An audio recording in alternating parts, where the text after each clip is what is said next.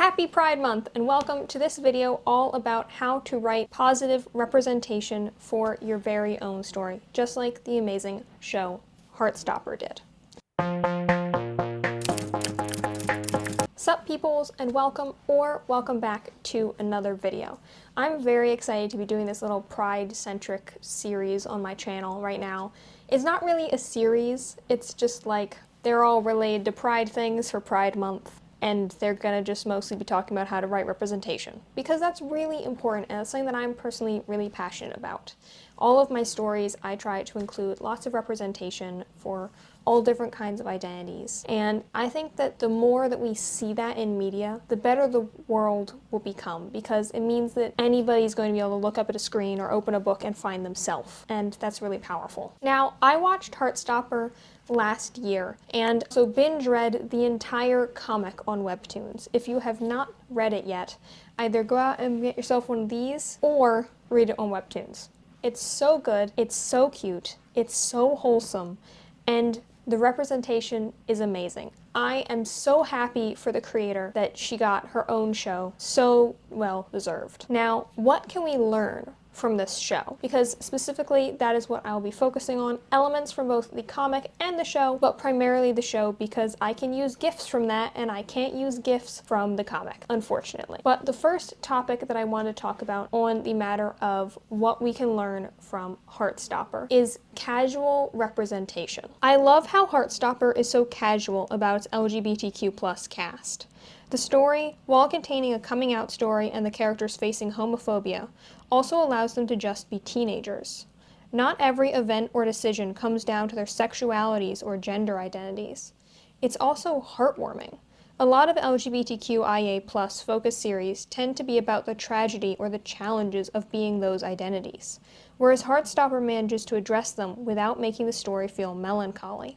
It's about the beauty of the LGBTQIA+ experience as well. What I mean by this is things like how Charlie can get picked on, and we can see what horrible effects it's had on him. But we can also see the people who are there to support him. One of the tropes that we've seen in media too many times is the bury your gays trope, where people will introduce a queer character just to kill them off. Even though it's technically representation, it doesn't feel right when they always die. It's like saying the subliminal message that you're not gonna get a happy ending if you're LGBTQ+. And Heartstopper doesn't do that at all. Not just because it's a cute contemporary romance, also just because the characters do get happy endings despite the hardships. They can be struggling with things related to their identities, but they can also be struggling with things not related to their identities. A character can be great representation, and not every scene with them in it has to be about the fact that they're not straight or they're not cis or something along those lines. They can be just themselves living their life, and by being there, they are being representation. So long as you have actually stated that they are. Say you have a gay character, but you never actually say that they're gay,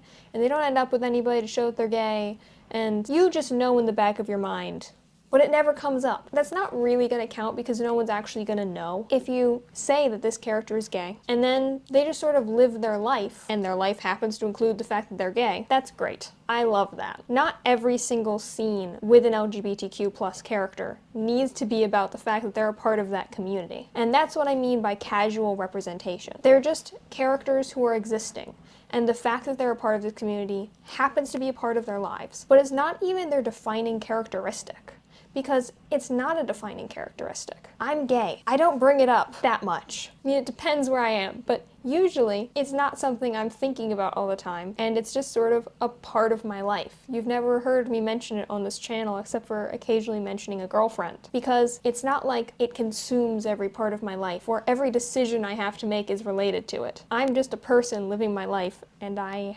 happen to like the same gender. This brings me to my second point, broad representation. A lot of times in stories, there will be one LGBTQIA+ character, a token gay of sorts. But Heartstopper breaks that mold. It features multiple bisexual characters, who are usually underrepresented, a trans character played by a trans actress, multiple gay characters of several ages, lesbian characters, and even who we believe to be an aro-ace character in Isaac, and most likely an asexual character in Tori Spring. This means that when a character like Ben, who seems to be bisexual, is used as a villain, it doesn't reflect on all bisexual people as a whole. Ben can be a villain because he's balanced out by having Nick Nelson's positive representation as well. Right out of the gates, it's wonderful to have multiple different identities represented in your story. When I say that I try and fill my stories with representation, I don't just mean a character representing the entire LGBTQ+ community. I mean that I try and have people from all different identities. Now, I'm going to get into how to write this representation a little bit more in next week's video, which is the do's and don'ts of representation. So if you want to see that, make sure to hit that subscribe button and also like this video while you're at it. Why not? But anyway, back to broad representation. Like I said, I try and have lots of representation in my stories, and that means all different identities, not just one representing every single person who's not, I guess, a white straight man. Because let's be honest, there was a time in film history when that was who everyone was. Can still have those characters, but when you mix them in with a bunch of other characters, it becomes just, I think, a better story because there's so many different experiences there. But specifically on the topic of villains, like how I mentioned that Ben is a villain in the story, but he's balanced out by Nick. Let's break that down a little bit. Now, there's another trope in media where there would be LGBTQ+ characters, but they would only ever be the villain. And I'm happy that we've left that one in the past. But that doesn't mean that LGBTQ+ characters can't be villains. They totally can be. It's just when they're only villains that you have a problem, because that starts to, once again, subliminal messaging. All LGBTQ+ people are the bad guys, not the message we want to be sending. So even with Ben, there's a lot of biphobia specifically out there, even within the LGBTQ+ community. So having a bisexual villain is a slippery slope. You don't want it to seem like you're demonizing the entire bisexual community. But by having Nick there as a sort of counterbalance, you show that the reason that Ben is a villain isn't that he's bisexual, it's that he is not a nice person. But then Nick can be over here and be bisexual and be like a totally great boyfriend for Charlie and a wonderful all-around human being. In this way, you can have an LGBTQ+ villain without villainizing the LGBTQ+ aspect of their character. Even if, like with Ben, their villainy is sort of related to their sexuality. He doesn't feel like he's able to be out or fully express himself, and he takes that out on Charlie. It shows that there can definitely be bad elements and bad people within the community who are hurting on the inside because of things that they've experienced or are doing to themselves or whatever the situation is. Internalized homophobia is no joke, but there are also people who fight through that. Not every homophobic bully should be a gay character who just doesn't feel like they can come out. Sometimes there's just going to be a homophobic bully, and that's the end of it. Now, speaking of multiple identities and different characters, let's talk about different experiences. I also love that we get so many versions of the LGBTQIA+ experience. Very often stories like this focus on a coming out narrative, but Heartstopper has many different people of many different identities on many different timelines. We have Charlie, who always knew he was gay and was accepted by his parents. We have Nick, who slowly has to realize his sexuality and come to terms with it. We have Nathan and Yusuf, one of whom knew he was gay and the other who wishes he had understood himself sooner. And we get to see that you can come out and find love at any age. We have a character who is outwardly confident in her lesbian identity, like Darcy, but can never be out at home because of rampant homophobia. And then we have Tara, who's accepted at home, but more nervous about her sexuality in public. And we have them all uplift each other. I love the amount of different experiences and ages and timelines that we get in this show. It's amazing. It's like a beacon of representation. From discovering yourself at a young age to discovering yourself way later in life to being outwardly confident or inwardly still accepting yourself, or just so many different options and possibilities. And I mean, honestly, I said most of it in the little blurb at the beginning of this segment, but it just makes me happy. I think that it's important to not just show the same narrative over and over again, where they're like, oh, I always knew I was gay, and then they come out, and I mean, a lot of times we see like sort of a troubled coming out, and it's important to show those, because they do happen, and we need to spread awareness that they do happen. But we also need to show the happy side of it. We need to show the successful coming out.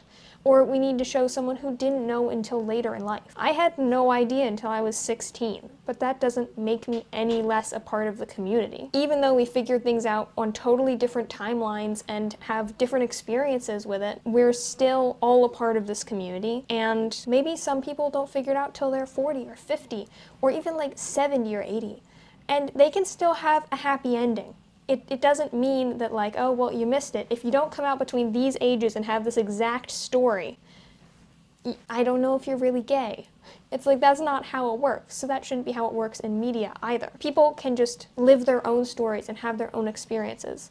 And the more variations that we're able to show in media, whether that's TV, movies, comic books, novels, whatever you want to write, even if you write poetry about it. It's just important to get all of these different experiences out there, because I bet you, even if most people don't relate to it, there's going to be someone out there who appreciates seeing themselves in your story. Now, I can't talk about Heartstopper and not talk about trans representation specifically. I have only watched, I think, 2 shows that have trans representation explicitly in them. Wait, no, okay, 3.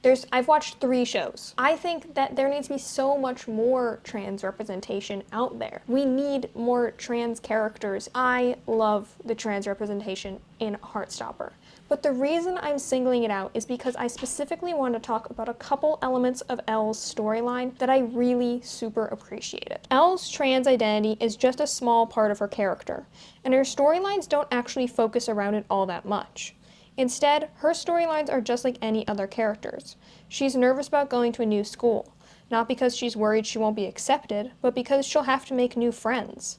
But what I really wanted to talk about was her and Tao's relationship. First of all, it shows something that should be obvious but often isn't made that way in media. Trans people deserve love and can have a happy ending. And another thing that shouldn't be of note, but that is the fact that Tao and Elle's relationship never ends up being about the fact that she's trans. When Tao realizes he likes Elle, he's not nervous to date her because she's trans. He's nervous to date her because it could ruin their friendship that means so much to him. And when they start dating, he doesn't have a crisis about his sexuality because there's no need for one. That last point especially, I feel like shouldn't need, I mean, none of these points should need to be made, but that one shouldn't need to be made, but it felt very important to me to point out. It's not like when Tao starts dating Elle, he's like, wait, does that mean that I'm bisexual? Because no, Elle is a girl, Tao likes girls. As far as we know so far, he's straight, and he likes Elle, who's a girl. No sexuality crisis needed. And I just appreciate that that's never a part of the problem. That it's never like, should I date Elle? She's trans. It's like, should I date Elle? She's my best friend. Well, one of his best friends. But I just felt like it was worth pointing out all the things that I feel like their relationship got right, and that I feel like aren't seen enough in media. A character can be trans and have a happy ending. A character can be trans and fall in love. Also, a character can be trans and be other identities. I feel like so far in the show, we've mostly gotten characters who are just one identity, except for potentially Isaac, who might be Aro Ace, I think.